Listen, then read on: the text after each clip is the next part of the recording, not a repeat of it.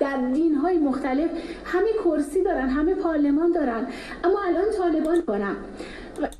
مالزی و دیگر کشورها که شما مثال میتونید به خاطر اسلام قدر قربانی کسی ندادن. بارها ما قربانی به خاطر یک هدف. این جواب جالبیه. عمده شده که کشور اسلامی بسازیم، قوانین اسلامی. مردم ما میخواد که باید قانونشان اسلامی باشه. مردم ما برخلاف ملت‌های دیگر تابع قوانین غرب نمیشن. هر ملتی رو از ملت‌های مسلمان بجز ایران خرافه زده و بجز عراق خرافه زده، حتی عراق هم ازشون بپرسید آزادی بهشون داده میشه، جز اسلام چیز رو نمیخوان و امریکا و غرب اینو به خوبی میدونه. ورزه در هر جایی به نام داعش و به نام غیر داعش اسلام گرایان رو باشون میجنگه. هر کسی که بوی اسلام ازش بیاد باشون میجنگه. یاد میکنه غربگران نمیشن، بلکه او عیبا میدانن. 20 سال که ما جنگ کردیم با هواپیماها، سر خود را سپر قرار دادیم، این به خاطر از او که ما فرهنگ غرب نمیخواستیم در کشور ما تحمیل شده باشه. ما افغان هستیم، مسلمان هستیم، اسلام شعار ماست، قوانین تمام مملکت ما باید عیار با اسلام باشه. امیدی هست که در افغانستان سینما وجود داشته باشه؟ اگر با شرایط شریعت برابر شه و ما حوال تلویزیون خود شریعت یعنی چی؟ من خب اینو نمیفهمی، برای که نفهمید. شریعت یعنی قوانین خدا، یعنی کتاب و سنت. نمیفهمم. کسی که نمیفهمه که مصاحبه نمیکنه که. سینما زبان بشر، موسیقی زبان خداونده. دروغه. این چرندیات یا موسیقی زبان خداونده. بیا این آقا، این خانم، ایشونو طالبان میخوان که در کار غیر تخصصی دخالت نکنن. خودشون در همه کار دخالت میکنن. موسیقی زبان خداونده. برای شما وحی نازل شده که موسیقی زبان خداونده. این چرندیات چیه؟ زبانم باید طبق اصول باشه. زبان به خاطر دشنام دادن هم از، به خاطر ثنا گفتن هم از. دیگه میتونم بگیم که زبان از هر چیز که میکنم بکنه باید چارچوب داشته باشه. بدون قانون هیچ مملکت، هیچ بخش از مملکت پیشرفت نمیتونه. هر تئاتر سینما را اگه شما بگید قوانین از خود داره، همین ما در مطالعات کلتور قوانین سینما رو داریم.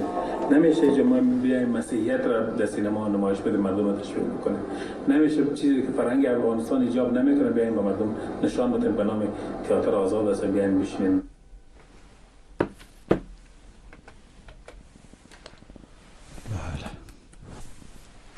انشاءالله باقیش رو در پرده یادآوری بکنید.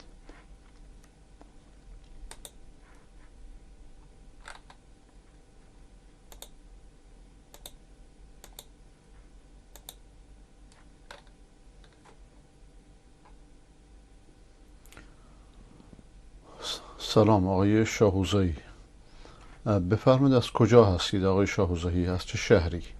از زاهدان، از خاش، از کجا؟ تا اسم شما رو یادداشت کنم.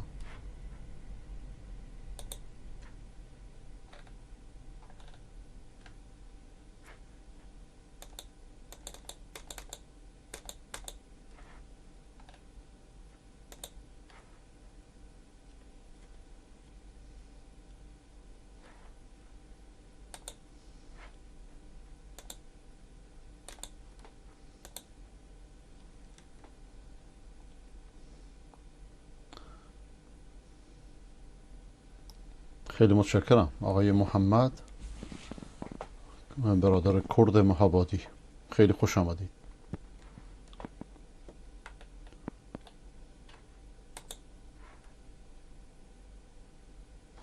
چرا خامنه‌ای جنایتکار در محرم عزاداری سینه زنجیر نمیزنه؟ بلکه آخونده همشون کذاب و دجالن. اینو میخوان دیگران سینه بزن، دیگران رو خرق کنن، خود سوار بشن.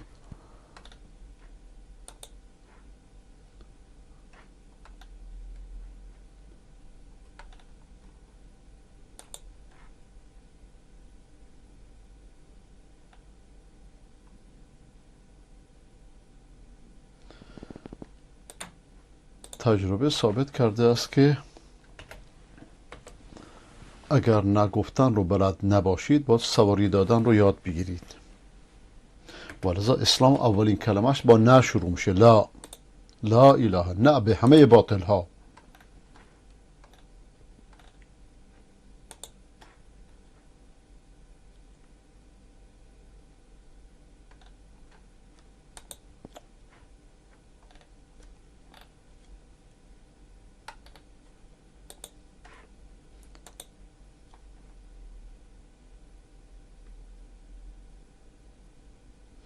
استاد معذرتون، سوالم این بود که اگر عیسی علیه السلام برای بنی اسرائیل اومده، مسیحیان چه نسبت؟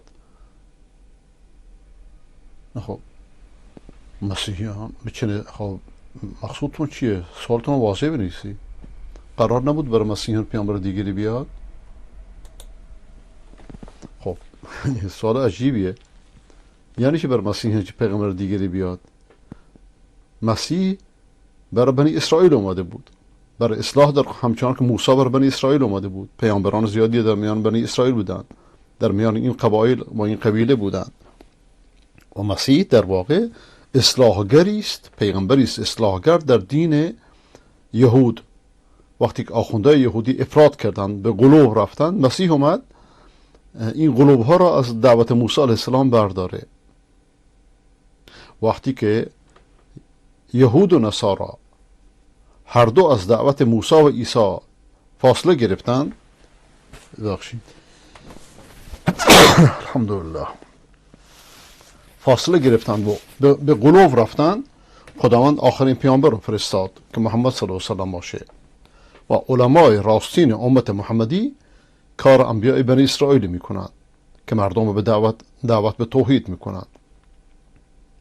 و شیعه و صوفی که گرفتار قلوب‌های و افراط‌های یهود و نصارا هستند، اینها با موحدان می جنگند به همین خاطر، همچنان که بنی اسرائیل و پیامبرانشون می جنگیدند به خاطر اینکه اونها رو با توحید می خوندند. امروز در میان امت اسلامی شیعیان غالی و صوفیان غالی با موحدان به نام وهابیت می جنگند برای اینکه اونها رو با توحید می خوندند.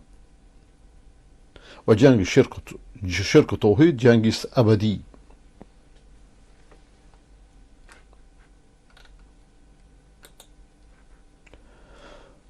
آقای عبدالرحمن از کرمانشاه: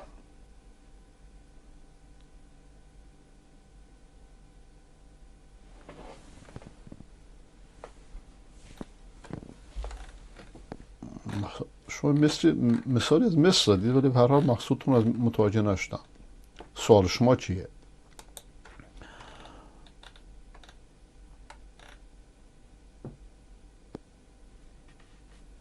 سجده کبوتر به سمت الله، به سمت کعبه. کبوتر که مکلف نیست که.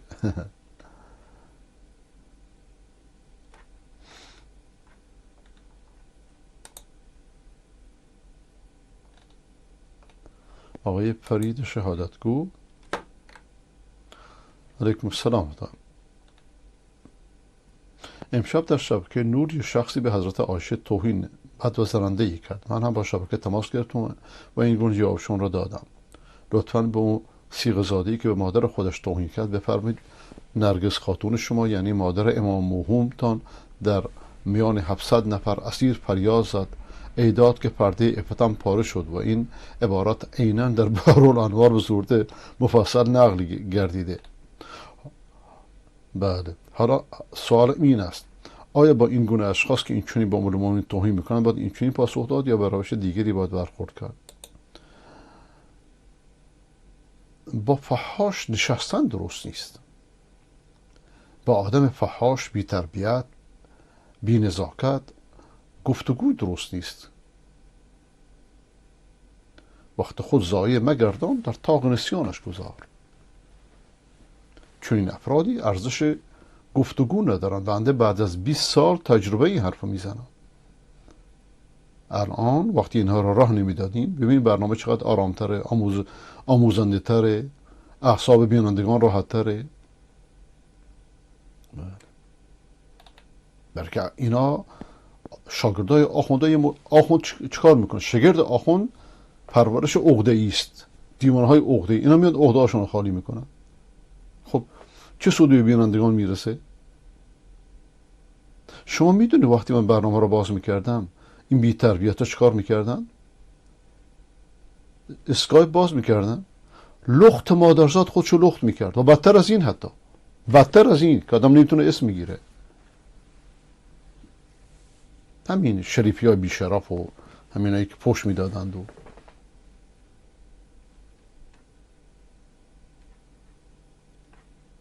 همه این کارا رو میکنن، میگن ما اهل بیت راضی میکنیم. شیطان اینجوری فریبشون میده.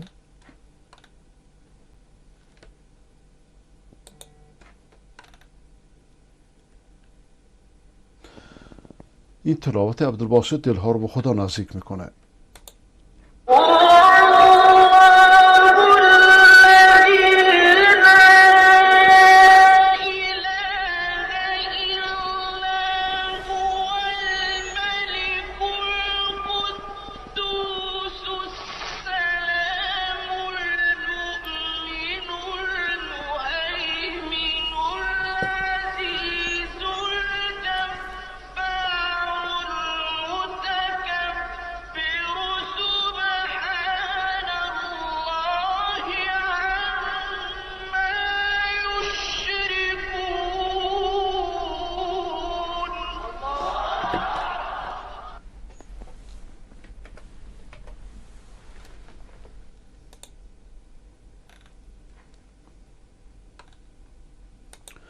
آقای عبدالرزاق از افغانستان، علیکم السلام ورحمة الله.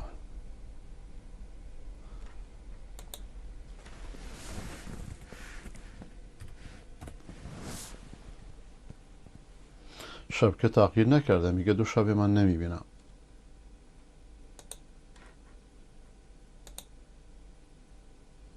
خانم سحر از بندر عباس، یه سوال دارم.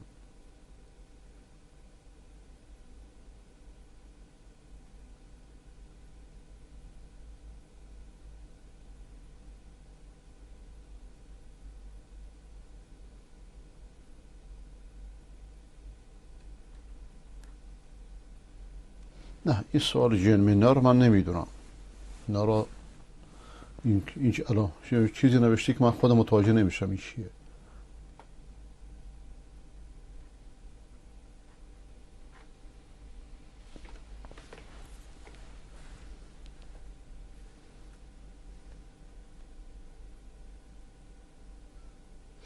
لطفا اول بنویس. من جواب دادم، شما آخرش نوشتید که یه پیامک بده. اول باید این رو بنویسید. سوال شما واضح نیست و منم اینجور سوالا رو نمیتونم جواب بدم. راجع به جن و ماجن و چه علامتی داره، این سوالای مورد تخصص بنده نیست و نمیدونم شون اصلا.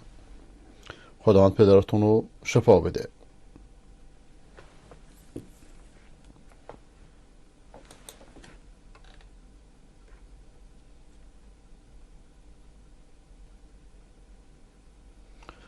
اینم قانون نظم ایران. به خانم خبرنگار نشون بدید که طالبان رو مسخره میکنه. نه اون خانم که خبرنگار ایران اینترنشناله، اون ضد رژیم ایرانه. مولانا نعمت الله میگفت کسی که احترام مادر خودشو نداره اونم آدم خوبیه. خطاب شیعه ها، منظورش ام المؤمنین. بله.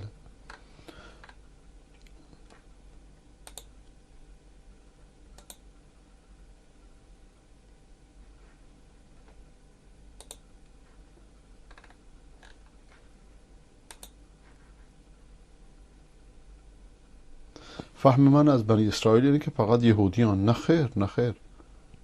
بنی اسرائیل یک قبیله،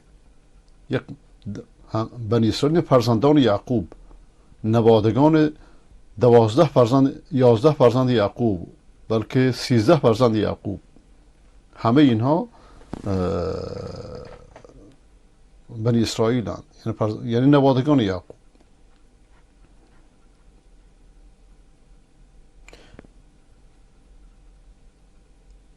عزیزم نصارا بعدن نصارا شدند، نصرانی شدند، اسمشون نصرا گذاشتن، ولی این اسم دینیه. خب مسیحیان که کتاب شریعت ندارند، که کتاب شریعت مسیحیان همون توراته. تورات کتاب شریعت شونه.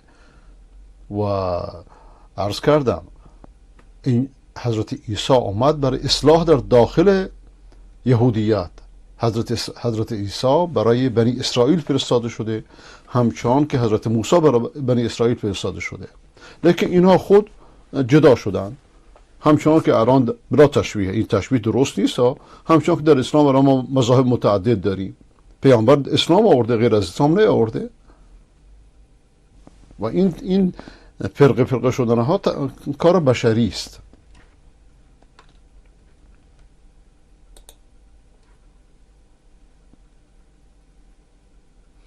آقای عبدالرحمن از کرمانشاه، همین که میفرم طالبان نباید از مولوی ها استفاده بکنه، به عامه یه عامی چون سواد کافی در علوم اسلامی نداره خیلی نمیتونه احکام رو جابجا کنه. خب سرپرستی کنند. دقت میکنید؟ عامی یا غیر مهم تخصصه. هر کسی که در کاری داشته باشه متخصص باشه. مثلا یه مولوی رئیس فرودگاه میشه، یعنی چی؟ تخصصش چیه؟ شما در عمرت رفتید درس دینی خوندید، اینجا بیاد درست کنی هم خراب میکنید. کار با دست اهل فن داد. و همین این مصیبت در ایرانه.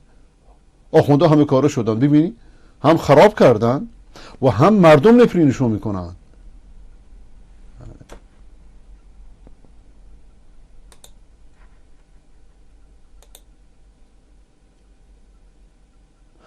آقای تقی میرزاوند، اگر در یک جایی باشم که یک مسجد شیعه باشه در آن تصاویر مثلا یا علی یا حسین و حتی در آن مسجد تنیس بازی میکنند، آیا نماز خوندن در آنجا جایز است؟ نماز خوندن در حالت ضرورت بله جایزه، حتی در کلیسا هم، لیکن به شرطی که این بت‌ها در جلوت نباشه. این در حالت ضرورت.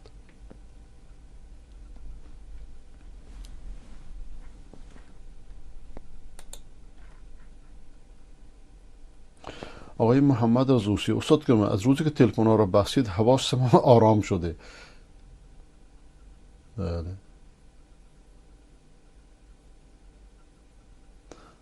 هیچ نفهم نیست. در زمان حال که میشد از طریق واتساپ پیام داد، نصف برنامه در جدال میگذاشت. آفرین بر شما، کاملا درسته. آقای حمید خراسانی، استاد خانم ایرانی مستندساز هستند و خبرنگار اینترنشنال نیست، از خود ایران است و برای فضولی میخواسته بره پنجشیر که نذاشتنش. خب ولی این فیلمی که فرستادند آرم ایران اینترنشنال درش هست، این کلیپی که درش فرستادن آرم ایران اینترنشنال درش هست.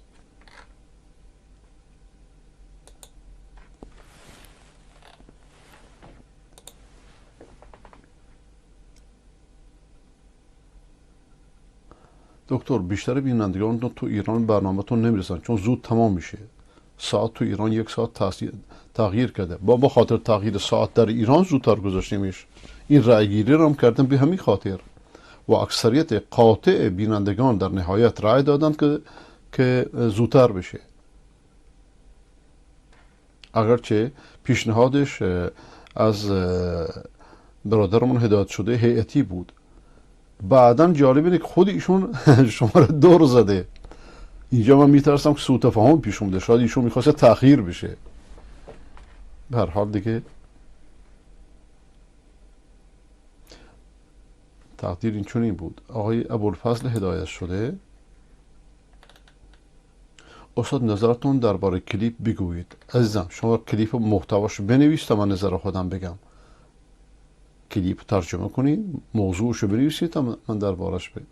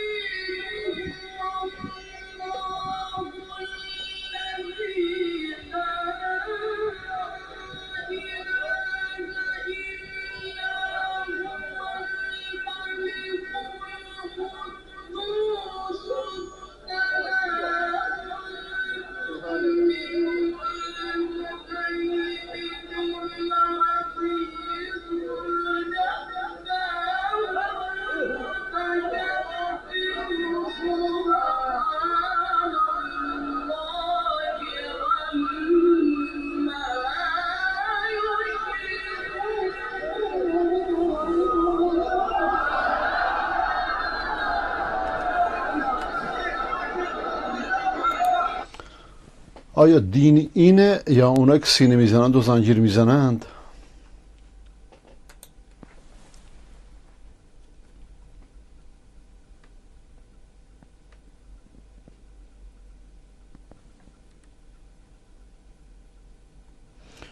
آقای عبدالاحد علیکم السلام. اینکه زن گرفتن از خانه دیندار باشد اهداف دین اینکه فقط نام اسلام باشه؟ نه خیر، نام چیه؟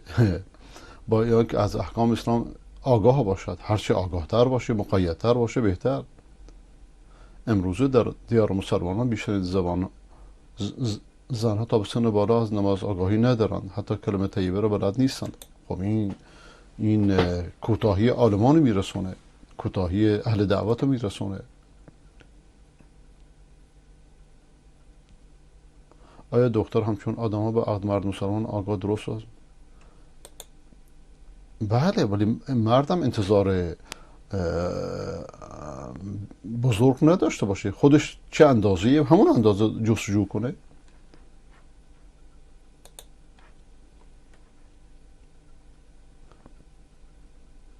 آقای عبدالله محمدی از تخار خیلی خوش آمدید. انشاءالله بعد از برنامه شما را اضافه میکنم. آقای اسلام از تاجیکستان.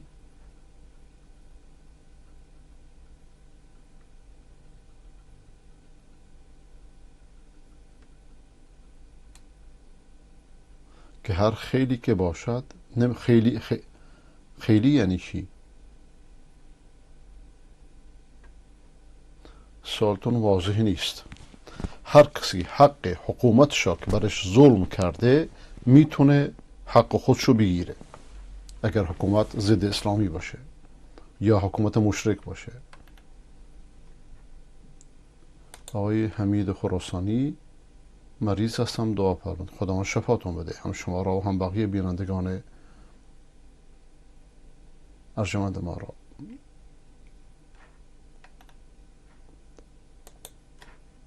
آقای یاسین محمدی از یزد. یکی از نامه‌های خداوند عادل هست، پس چرا به یکی سلامتی و پول و مال و اموال و امکانات میده، حتی این آدم عبادت زیاد هم نمیکنه؟ این سوالا رو من 1000 بار جواب دادم، تازه شما سوال میکنید؟ هر چی داده و نداده برای امتحانه.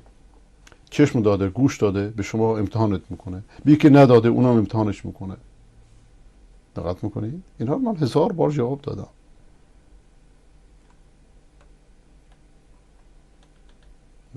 اگر تا حالا این سوال ها رو از من نشنیدید، جواب ها رو دیگه چه عرض کنم؟ نه، مسائل مهمی و بارها جواب دادم. آیا آویزان کردن تعویض با یک قاف در آن سوره های قرآن شده به گردن جایز است؟ خیر. این اهانت به قرآنه. آدم دستشویی میره. اصلا تعویض نوشتن، تعویض آویزان کردن همش نادرسته.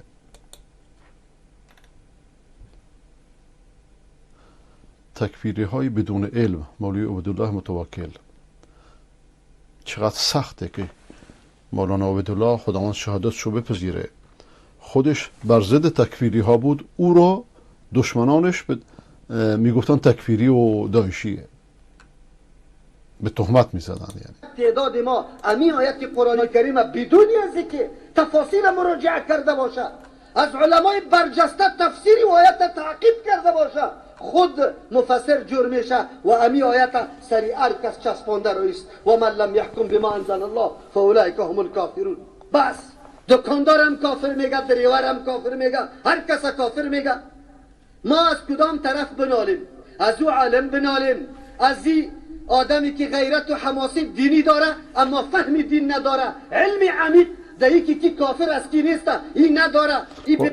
و خوارج و دوائش غالبا اینجوری هستند، احساسات دارند لیکن علم ندارند. بنابر احساسات یا درد و رنج که از یک نظام دیده فتوا داده رویسته، از این بنالیم یا از عوام بیچاره ما که فقط چشمش دوخته به پیدا کردن متاع دنیا، حتی در آخرت یک کمی نمی اندیشه که ما در آخرتم چیزی سر و کاری داریم یا ندارم. ما از کی گله بکنیم؟ امروز حالات آنقدر دیگرگون است، آنقدر دیگرگون است. دشمن توانسته هر قسم دسیسه را علیه ما مسلمان ها جور بکنه، قسم کاروایی های بکنه، لیکن به پای مسلمان ختم کنه شد. از دست کی؟ از دست مولایی که علم درست نکرد، به قرآن رجوع نکرد، به حدیث رجوع نکرد. از دست جوانی که علم خود تکمیل نکرد، مفتی خود جور کرد. از دست عوامی که میگه ما در کدام را بریم، از این مولا را نه، همون چیزی که بابا و اجداد ما کرده اونو را دنبال میکنیم. خلاص دیگه. آن حق پرست کی است؟ با کتاب الله و حدیث پیغمبر کی عمل بکنه؟ وجود نداره. عالم ما به اون سیستم جوان غیرتی و حماسه آفرین ما به این سیستم شده و عوام ما به این سیستم است. خیر تطبیق دین به کی باقی مانده و کی باید دین تطبیق بکنه؟ به مسئولیت خود نگیره. ما در برابر هر نقطه مسئول هستیم. این دین برای ما آمده. ما باید بدانیم، ما باید بفهمیم حکم الله و رسول الله را چه قسم تطبیق میکنیم. پیغمبر چه قسم تطبیق کرده در صدر اول. ما که همیشه داد از سلفیت میزنیم، به می خاطر میزنیم که فهم درست و صحیح دین سلف میدانستن. نزدیکترین مخلوق به زمان وحی بودن، نزدیکترین مخلوق به رسول الله صلی الله علیه وسلم بودن. او مردم بودن که واقعا تقوایشان بیشتر بود. او مردم بودن که واقعا امانت و دیانتشان مثل آفتاب واره.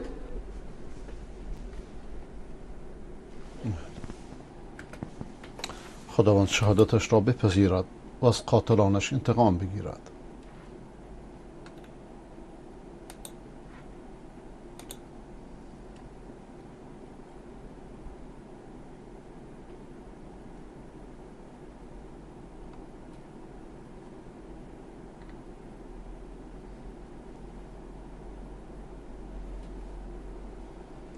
آقای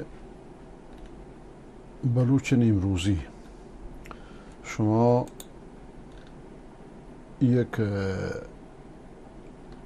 مطلبی رو نوشتید، ادعای بزرگی بدون هیچ مدرکی که طالبان شروع کردن برده فروشی در دختر بچه های خردسال و در کجا در غزنی و ننگرهار برده فروشی میکنن. این حرف بسیار بزرگی است و تهمت بسیار بزرگی است. دلیل شما چیه؟ آخرش نوشید دیگر حتی رمق حوصله پشت دادن ناسا گفتن هم نمانده است، مجازی این فاجعه دنیا صادر کرد. خب شما این حرفا از کجا میزنید آخه؟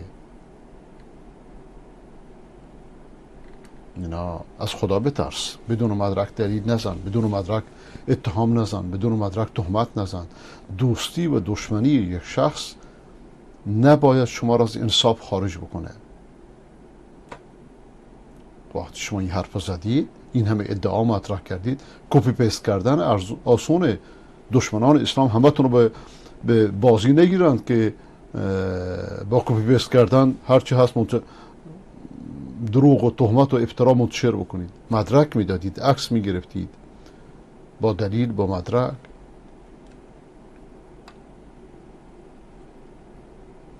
سخنگوی طالبان عنوان بود که آغاز سال بوی شمسی نو شمسی اجازه خرید فروش کنید مسلمانان ساکن کشورهای اسلامی در منطقه بدید با تعهد و رادمزد. همش دروغه اینا. اینا همش دروغه. مادام حیفه والا. خواهش میکنم از این دروغا بر من نفرست.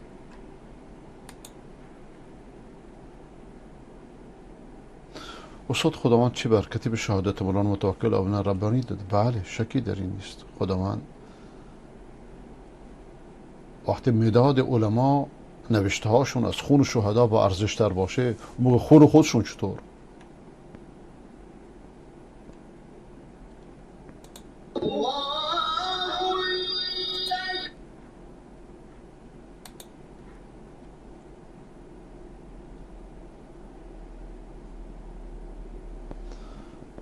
آیا پدر حق داره که از فرزند کور خودش معادل 1,150,000 تومان کرایه بگیره؟ الله اکبر. اگر فرزند مال فرزند است، مال پدرشه. انت و اموالک بی معنا، یعنی انت و مالک لابیک. حکم آخر صلی السلام. لیکن اگر فرزند محتاج باشه پدر باید کمکش کنه. اگر نه محتاج نیست و بهش اجاره میده مشکلی نیست. ولی خب این چه روابطیه دیگه؟ اینجا دیگه روابط پدری و فرزندی نمونده.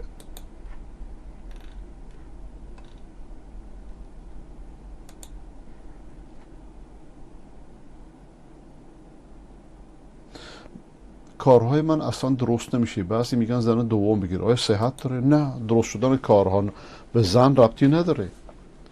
ارتباط تو با خدا درست کن. ببین کجای کارت میلنگه. دقت میکنی؟ و ارتباط تو با خدا درست کن، کارات درست میشه.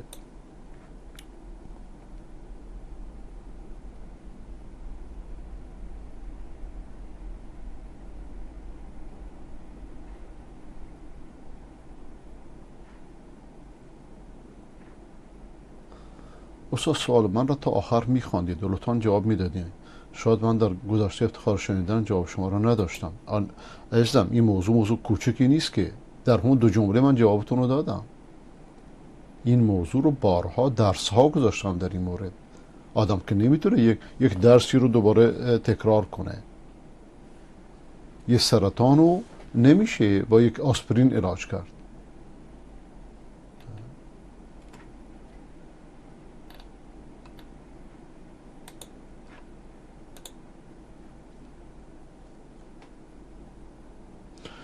اگر زن آدم بمیره شوهر نباید جنازه‌شو نگاه کنه؟ میگن گناه. نه، درست نیست. زن همسرشه در دنیا و در آخرت.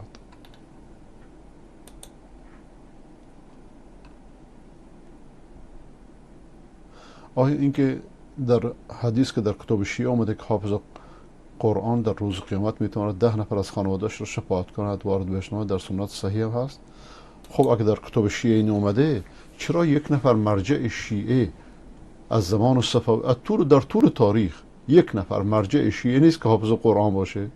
پس معلوم میشه اینا به احادیث خودشون اعتقاد ندارن.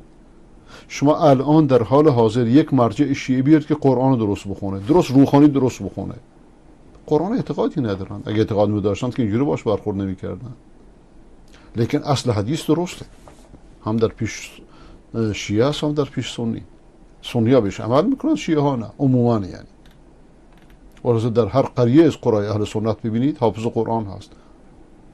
همچون که در هر قریه از قریه شیعه ببینید سینه زن و زنجیر زن هست.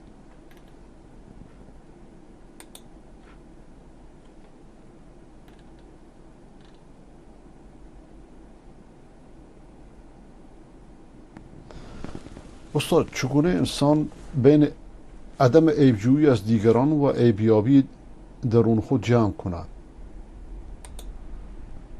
ببین عیبجویی از دیگران نره دنبالش هستن، از دیگران مسئول نیست مگر اینکه عیبشون علنی شد به دیگران ضرر برسه. اینجا در از باب انکار و منکر. ولی اصل در اینه که انسان دنبال عیب دیگران نباشه. اما وقتی یک عیبی از کسی سر بزنه که دعوتگره و این عیبش، این سخنش به ضرر جامعه باشه، اون موقع از باب انکار و منکر در مقابلش موضع بگیره. مثلا در باب مفسدان و اهل تشیع و اهل تکبر چگونه رفتار کنم؟ هر جا ببینه که در منکر در مقابلش به اندازه تواناییش حرف بزنه، قیام بکنه. چگونه دشمن داشتنشان را با متوجه شدن به عیب خود جمع کن؟ نه، این دوتا با هم ربطی نداره. اول عیب خود تو اصلاح کن. خودت مثلا قبرپرستی بشی میگه قبرپرستی نکن، نمیشه. رطب خورده که من رطب میکنه. یعنی تا چه حد مشغول به اهل فساد باشیم تا جمع دیگه از دست نه. قبل از هر چیزی انسان مشغول خودش باشه. اگه عیب خودش رو اصلاح نکنه نمیتونه عیب دیگران اصلاح کنه. لیکن این دوتا مانع هم دیگه نیستن. مثلا کسی نماز نمیخونه، این به کسی دیگه بگم نماز بخون، حرفش تأثیری نداره. لیکن اگر گفت کار بدی نکرده، یه پدری به فرزندش میگه تو مثل من نباش، نماز بخون. این حرف خوبیه، میدونه که خودش کار بدی کرده، نمیخواد فرزندش اینجوری گرفتار بشه. اینجا وقتی بهش میگه کار خوبی کرده.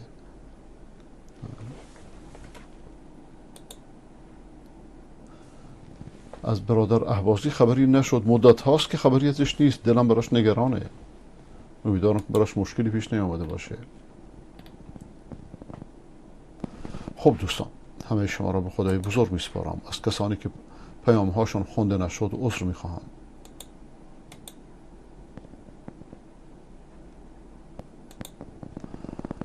همچنان که در زیرنویس برنامه هم نوشته شده و در پیام هایی که براتون فرستادم، برنامه هایی که از الان تا 6 صبح وقت لندن پخش میشه هم براتون نوشتم که اولیش موضوع حضرت علی علیه السلام راجع به وصایته. ببینیم خود علی راجع به وصایتی که شیعه علمش کرده، شیعه با این وصایت همه دین رو خراب کرده، ببینیم خودش چی میگه.